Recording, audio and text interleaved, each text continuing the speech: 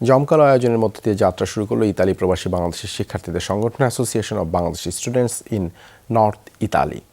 বাংলাদেশ কনস্যুলেটে জেনারেল মিলানের সার্বিক সহযোগিতায় উত্তর ইতালির প্রায় 8টি প্রদেশের শতাধিক শিক্ষার্থীদের নিয়ে গঠিত এই সংগঠন ভেনিসের মার্ঘেরায় স্থানীয় একটি হলরুমে হয় সংগঠনের প্রথম সম্মেলন। এ সময় শিক্ষার্থীদের পরিচিতি সভা ও প্রবাসী শিক্ষার্থীদের নানা সমস্যা নিয়ে আলোচনা হয়।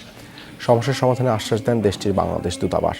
বক্তব্য রাখেন ইতালিতে নিযুক্ত বাংলাদেশের রাষ্ট্রদূত শামীম হাসান। মিলানে নিযুক্ত কনস্যুলেট জেনারেল HM জাভেদ জানান, ভেনিসের কাফুসকারি ইউনিভার্সিটির প্রফেসর ফ্রান্সেসকো বাসেল্লো সহ অনেকে। সবশেষে ছিল মনোমুগ্ধকর সাংস্কৃতিক আয়োজন। প্রথমত ল্যাঙ্গুয়েজের প্রবলেম, আর এছাড়া একটা বাসার একটু প্রবলেম হয়।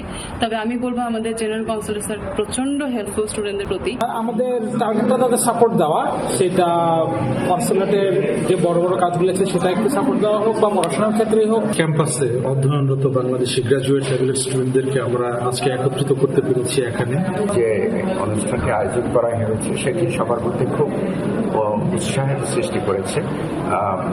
প্রায় 70 জনের মতো বাংলাদেশি ছাত্রছাত্রী যারা বিভিন্ন কলেজ ও বিশ্ববিদ্যালয়ে পড়াশোনা করছেন নর্দার্ন ইতালি, তারা এসেছে।